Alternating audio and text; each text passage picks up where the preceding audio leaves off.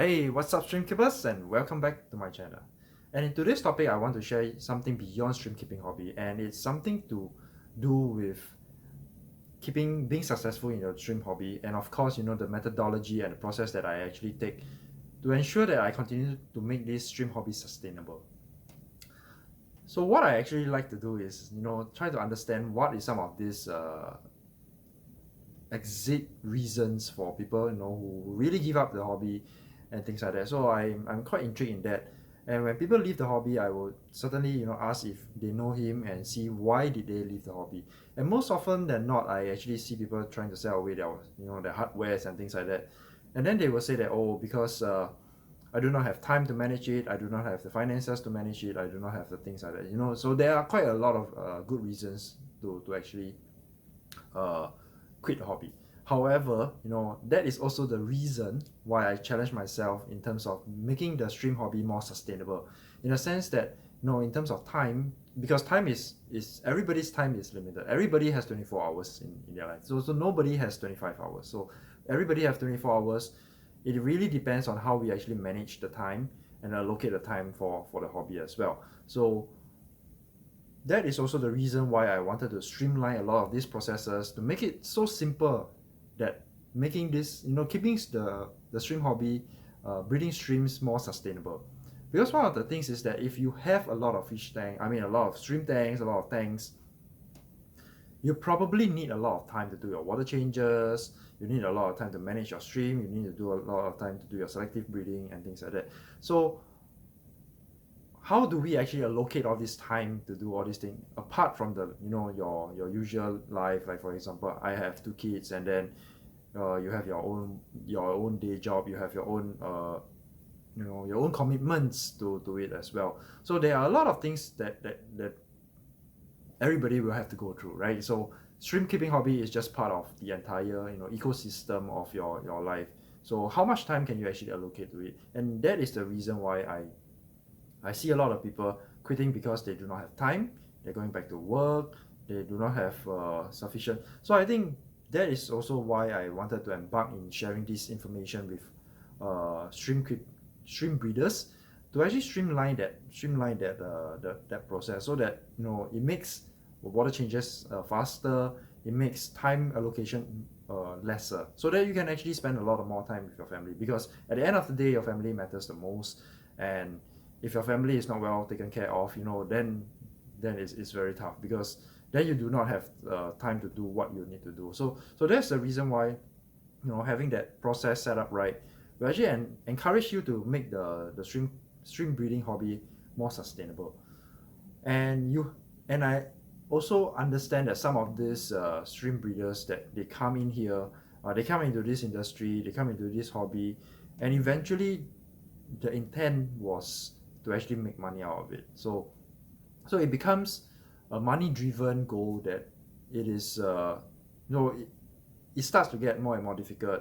And then you kind of like uh, don't meet your targets, or there are quite a lot of politics involved and things like that, and you don't kind of understand how to manage it. So then people also quit as well. So I think the intention of why you actually go into the stream hobby, I think that is very important to make it more sustainable as well. um, because you really have to do what you love, right? Like, for example, if you love the stream keeping hobby, then you wouldn't think that it is a chore. However, it doesn't mean that you can actually allocate more time so that you can spend less time with your family. I think that's totally not my way of doing things. The way that I actually want to do things is that, first, I think you have to take care of your family first, and whatever additional or leftover time that you actually have, then you allocate it to your stream hobby. And then from there, if let's say you have only like every week, you only can allocate about, probably at max, an hour and a half or 2 hours, right? And that is all the time that you have. I think that's also doable, because at the end of the day, what you actually need to do, you just need to do your water changes, and then you got to feed them. Of course, every few, every 8 months to a year, you do have to do your reset of the tank. So I think that is where you have to plan ahead when you want to reset your tanks, have sufficient tanks so that when you do a reset, it's much easier. You just shift from one tank to the other and then you reset the tank. So that is why, you know, that process part is very critical for me in the hobby, because I want to make sure that I want to turn the tanks around as fast as I can and as best as I can at a, you know, at a given time. That will actually help me, you know, not be afraid of trying to reset my tanks. I will always look forward to reset my tanks, and because I know that it's going to be fast, so I don't have to think that, oh, I'm going to spend 2 hours just to reset 3 tanks. So I don't have to do that. So whenever I want to reset my tank, I say, okay, I'll just do it. 15 minutes, let's do it. You know, and it's done, and it's done. It's not time consuming.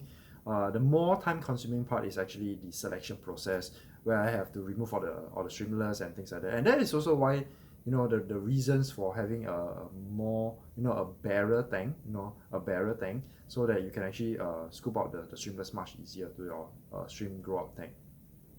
So all these processes actually help to make the stream hobby more sustainable. And I think that is also why I wanted to encourage a lot, or motivate you guys to look at the process rather than you know, what is actually limiting you. Because at the end of the day, you love what you do, then you don't feel like it's a work to you at all, you know, resetting tanks and things like that. So it makes the entire hobby more enjoyable. So I think the key part is you really have to do what you like to do. So and that's the reason why I wanted to share so much information with you guys to think about, you know, keeping things simple, having that idea of, okay, I want to keep streams, I want to make it more sustainable. I think that's most important of all, because at the end of the day, if you come into the hobby with a different intent and you don't kind of like understand how to manage it, then it becomes very, very tough for you. Like, for example, if you come into the hobby and you got misguided and you have a setup and your streams all die, I think that is part of the process, right? So being misguided, it comes both ways, right? I've been misguided before, so it's very natural that, you know, sometimes you think that, okay, this person has been in this hobby for so long, he must be knowing what he's doing, and then we kind of like trust them, and then they share all this information with us, and then we go ahead, and then we realize that, you know, over time, a lot of these are not backed by science, and people are getting very smart these days, you know. There's Google, there's everything, you know. You just put in all this, whatever questions that you have with stream breeding, you get most of the information there, and then you have a lot of, you know, different views and things like that. That is also why I mentioned that there is no one best way of doing things. There's always a better way of doing things that actually suit your own schedule, your own time, and things like that. So if you have a lot of time and you want to, you know, do a more complicated setup, you want to do a more tedious setup, or you want to do a more elaborated setup, that's totally fine. I think there's no hard and fast rule on how the setup is being done. At the end of the day, it's still the stream that matters. And then you are being actually, if you have good stream to show, I think that is the end result of what you have chosen in terms of the path and things like that. So there's no one best way. So there's always a better way to actually suit your own schedule as well. So for my way of doing things is, I want to make sure that I allocate the least time to do the maximum. So it's more in terms of efficiency. I want to increase the efficiency of the process, so that, you know, I can do a lot more things and get a lot more things done given the amount of time. Like, for example, if I have only 2 hours a week, I want to make sure that I have my 50 tanks all done up within 2 hours. I think that is something that, you know, you have to drive forward to. Of course, when you have more and more tanks, then you have to allocate even more time to it. However, that is always a trade-off, and I think most breeders who come into this hobby just keeping streams, I think having, you know, 20 tanks, 25 tanks, I think that is really a very good achievement. Already a lot of tanks that you have to manage. So you don't have to actually go up to 50 tanks or 100 tanks. So I don't think that's you know, viable as well, because then you have a lot of fish aquarium. I mean, if you want to do it, that's fine. You know, different stroke for different folks. So that's the reason why I'm trying to do this. I'm sharing this video with you guys, is because I wanted to, you know, encourage you guys to actually look at the process rather than rather than the what is actually limiting you guys. Because um, limitation is something that each and every country will have. Like for example, in Singapore, in Singapore it is really hot. It's 35 degrees today, for example, and the tank is going to be very hot. So keeping carry dinners is going to be a challenge. So either you have a chiller or you have air conditioner running. So there is no two ways about it. But of course, you can get away in the cooler months with a fan. However, at the end of the day, if you want to keep and breed good quality carry dinner streams, either you have a chiller or you have a air condition. So this is part of the entire package that you come into, knowingly that these are some of the country limitations that you actually have to overcome. So different countries will have different limitations. It can be foreign exchange. Your currency is not strong, so every time when you purchase things, it gets more expensive. Like for example, in South Africa, they have load sharing during the winter months and things like that. So there are a lot of limitations, country limitations, but I don't think that should actually set you back or discourage you from entering into the hobby. I think whoever is able to actually innovate to innovate a process that actually can help tide through all these kind of things, I think that's critical. However, the baseline is like, for example, at the baseline for Singapore, you actually need to have a chiller or an air condition running for the tanks. So that's the baseline, and after that, you can then start to do on with a lot of other things as well. So that is something that I think as long as you are able to get over it, or to understand how to actually mitigate those processes or mitigate those limitations, I think then you will be very successful in your stream breeding journey. And one of the things that I actually also wanted to share with you guys in this video is that first, like I say, you have to do what you love to do, right? Then you won't think that is a chore to do a stream breeding hobby, like water changes and things like that. And then you are able to actually overcome your country limitations. Then after that, what I would always say or I always encourage is that I kind of like stay away from all these kind of politics that try to push people down. I think the process is to actually bring people up, right? So the idea is that if I'm able to actually teach somebody or guide somebody that is going to be better than me in future, that is the best. Because there's a Chinese saying that there is a mountain that will always be higher than the next mountain. So I can be good right now. It doesn't mean that I'll always be good. So that is also why I'm always pushing myself to progress in the hobby, to learn more, to educate more, to gain more knowledge as well, to work with the local schools as well, to understand and learn what are some of the things that we can actually collaborate to get this science, get this research paper out, to actually understand what are some of the things that the ornamental stream industry is not able to offer in that sense, in terms of an academic area.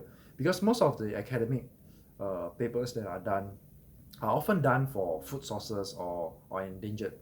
So ornamental is not so much a piece where science information are being shared openly. So I think that is something that I actually want to venture into, and I've already started this process with some of these local institution, and I wanted to get that information and knowledge so that I can actually also learn more in this hobby as well. So do not be restrained by your limitation. I think take that as a challenge, take that as something that you have to go through, and then persevere through, and then see where you end up with. I think at the end of the day, I actually want to share as much information as I can to as many people as I can, and of course